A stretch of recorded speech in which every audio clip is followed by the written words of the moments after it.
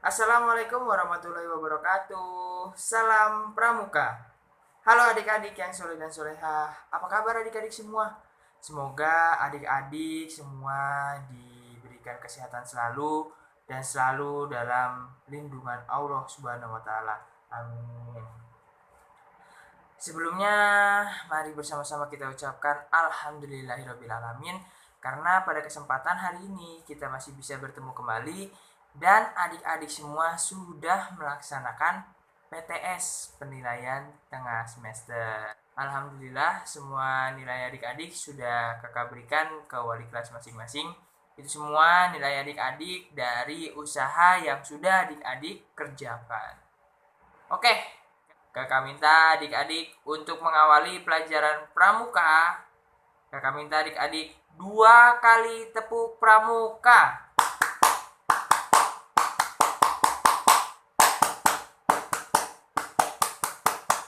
Gamaskul Jaya. Seperti itu. Coba adik-adik lakukan ya. Oke. Itu kunci untuk masuk pembelajaran pramuka hari ini. Kalau adik-adik sudah melakukannya, berarti adik-adik sudah siap menerima materi pramuka hari ini. Materi pramuka hari ini adalah pertanyaan dulu. Pertanyaan dulu ya. Karena kakak kemarin belum menanyakan kepada adik-adik. Adik-adik ada yang tahu sekarang tanggal berapa? Sekarang tanggal berapa? Ya, benar sekali. Adik-adik tahu hari ini hari Rabu tanggal 30 September 2020. 30 September ya, tanggal 30 September. 30 September, oke? Tanggal 30 September. Adik-adik tahu tanggal 30 September, jadi kakak beritahu kepada adik-adik. Ada peristiwa apa setiap tanggal 30 September? Ada yang tahu tidak adik-adik? Ada peristiwa apa setiap tanggal 30 September? Oke. Kakak akan beritahu jawabannya. Jadi tanggal 30 September itu ding ding ding ding. Kakak akan beritahu jawabannya. Jadi tanggal 30 September itu diperingati sebagai hari di mana pemberontakan para partai komunis untuk mengganti kedudukan Pancasila, kedudukan ideologi negara. Pokoknya partai komunis ini dia memberontak bagaimana caranya agar negara kita ini berubah ideologinya, yaitu Pancasila, berubah bentuk pemerintahannya.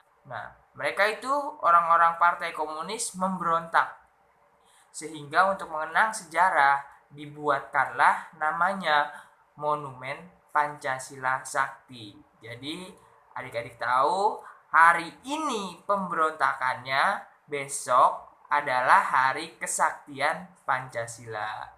Jadi besok tanggal 1 Oktober diperingati sebagai Hari Kesaktian Pancasila. Adik-adik hafal ya Pancasila ya. 1. Ketuhanan yang Maha Esa. 2. Kemanusiaan yang adil dan beradab. 3. Persatuan Indonesia. 4. Kerakyatan yang dipimpin oleh hikmat kebijaksanaan dalam permusyawaratan perwakilan. 5. Keadilan sosial bagi seluruh rakyat Indonesia. Ini adalah ideologi negara, lambang dasar negara Indonesia. Pancasila ini tidak bisa diganggu gugat. Kenapa besok diperingati sebagai Hari Kesaktian Pancasila? Karena pada hari ini 30 September Pancasila ini, 5 poin Pancasila ini mau dihapuskan, mau dihancurkan, mau dihilangkan, mau diganti oleh orang-orang yang memberontak pada hari ini. Siapakah mereka? Nanti akan kakak jelaskan. Nanti akan kakak tayangkan video-video pendeknya. Seperti itu. Jadi mereka itu orang-orang yang ingin mengganti, memberontak, sehingga orang-orang yang memberontak tersebut itu membunuh 7 jenderal. Jadi ada 7 jenderal yang dibunuh oleh para pemberontak. Bagaimana cara pembunuhannya? Pembunuhannya sadis, sangat-sangat sadis. Jadi adik-adik perlu tahu karena ini adalah sejarah bangsa. Kenapa besok diperingati sebagai Hari Kesaktian Pancasila? Karena 5 poin Pancasila ini tidak ada yang bisa menggantikan sampai saat ini, sampai detik ini. Seperti itu adik-adik. Oke, tadi pengantar cerita dari kakak. Penasaran bagaimana ceritanya? Kakak akan menjelaskan ceritanya di sini.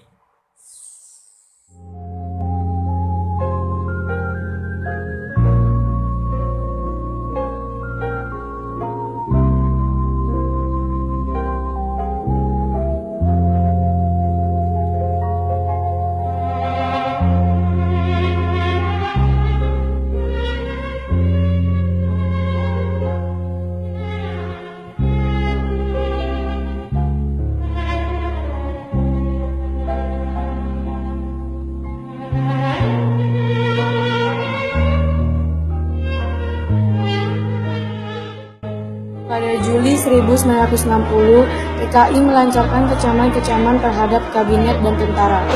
Ketika tentara bereaksi, Soekarno segera turun tangan hingga persoalan ini sementara selesai. Hal ini kemudian malah membuat hubungan Soekarno dan PKI kian dekat. Agustus 1960, Masyumi dan Partai Sosialis Indonesia atau PSI yang merupakan partai pesaing PKI dibubarkan pemerintah. PKI pun semakin giat melakukan mobilisasi massa untuk meningkatkan pengaruh dan memperbanyak anggota. Partai-partai lain seperti NU dan PNI hingga saat ini praktis telah dilumpuhkan. Tahun 1963, persaingan semakin sengit. PKI berusaha mendesak untuk mendapatkan kekuasaan yang lebih besar. Oleh karena itu, strategi ofensif yang dipilih untuk memenuhi harapannya. Di tingkat pusat, PKI mulai berusaha dengan sungguh-sungguh untuk duduk dalam kabinet.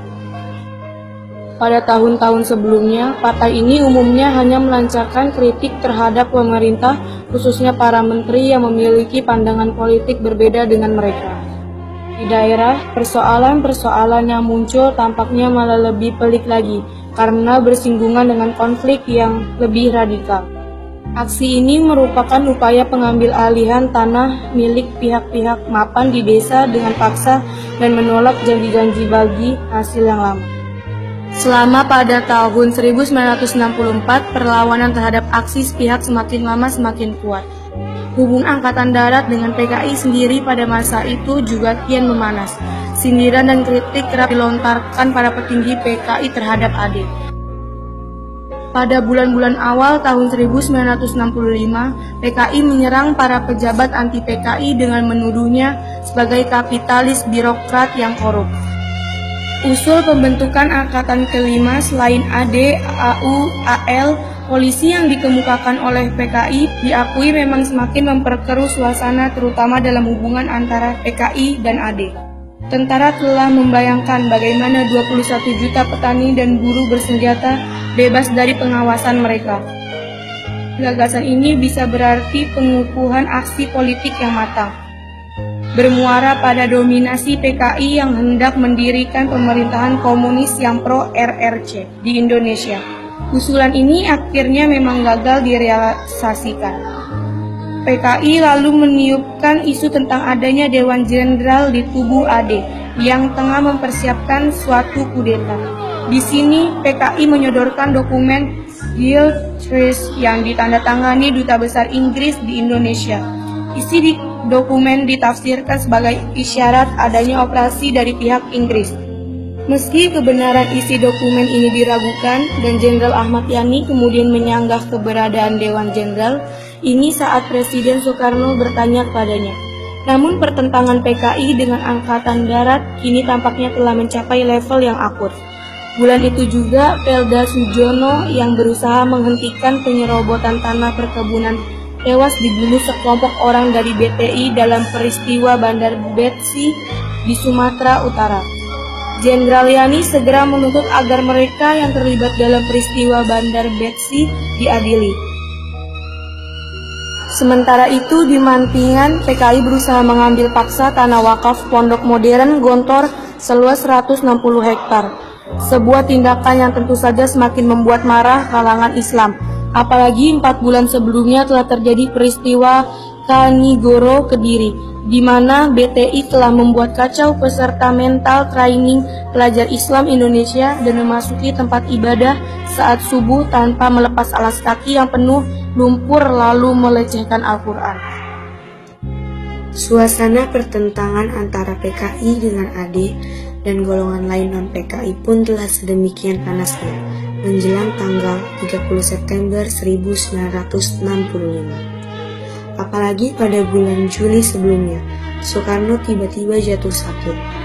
Tim dokter Cina yang didatangkan DNAID untuk memeriksa Soekarno menyimpulkan bahwa Presiden RI tersebut kemungkinan akan meninggal atau lumpuh. Maka dalam rapat Politbiro PKI tanggal 28 September 1965, pimpinan PKI pun memutuskan untuk bergerak. Dipimpin Letnan Kolonel Untung, perwira yang dekat dengan PKI, pasukan pemberontak melaksanakan gerakan 30 September dengan menculik dan membunuh para jenderal dan perwira di pagi buta tanggal 1 Oktober 1965. Jenazah para korban lalu dimasukkan ke dalam sumur tua di daerah Lubang Buaya, Jakarta. Mereka adalah Letnan Jenderal Ahmad Yani atau Menteri Panglima AD, Mayor Jenderal S. Parman, Mayor Jenderal Soeparto, Mayor Jenderal M.T.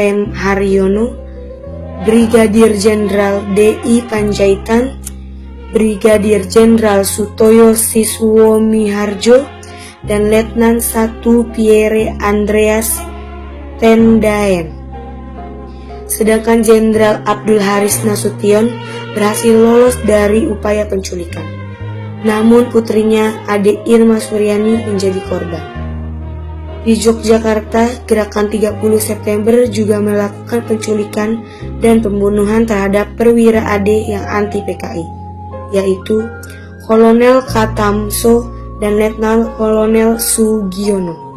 Pada berita RRI pagi harinya, Letkon Untung lalu menyatakan pembentukan Dewan Revolusi. Dalam situasi tak menentu itulah, Panglima Komando Strategis Angkatan Darat, Mayor Jenderal Soeharto segera berkeputusan mengambil alih pimpinan Angkatan Darat. Setelah berhasil menghimpun pasukan yang masih setia pada Pancasila, operasi penumpasan gerakan 30 September pun segera dilakukan. Ketika diketahui bahwa gerakan September ini berhubungan dengan PKI, maka pengejaran terhadap pimpinan dan pendukung PKI juga terjadi. G30 SPKI pun berhasil ditumpas, menandai pula berakhirnya gerakan dari Partai Komunis Indonesia.